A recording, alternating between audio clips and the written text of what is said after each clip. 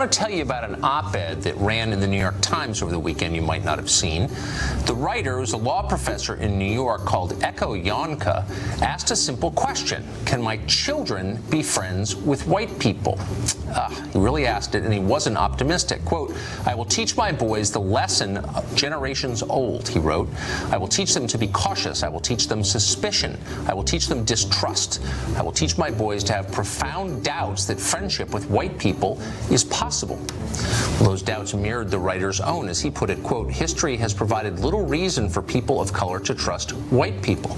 The point I'm making is that you should never generalize about people on the basis of their skin color, because it reduces them to the sum total of their skin color.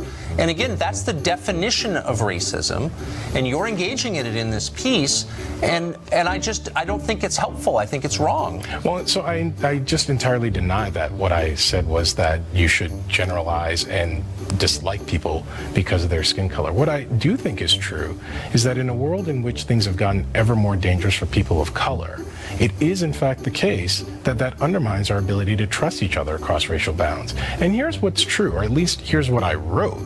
Not that white people aren't unavailable for friendship, but in this world, it is up to our white friends and allies to be sure to stand up for those who are under attack. If I want to prove that I'm the kind of person who can be your friend, that means that when something is actually threatening you, I actually have to be there for you. Okay, but again, you're making generalizations across racial groups. Tucker, you have children like I do, right? I do.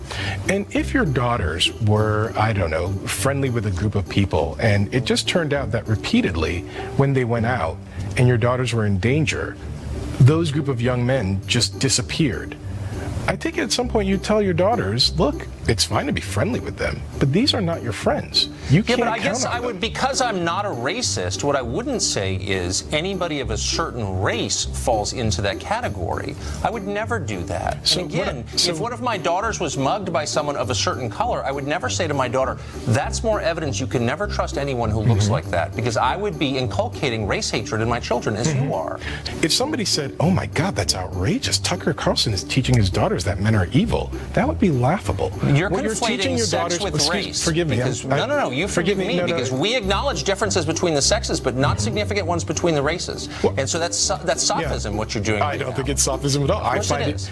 That's not what the conversation is about. It's not about sex, it's about race. Right. And no, I don't teach them that there are dramatic differences between the races, because I'm not a bigot. So to be sure, it's fine for you to care for your daughters and make sure that they're healthy and well. But if I care for my sons in the same way... That is sophism, ladies and gentlemen.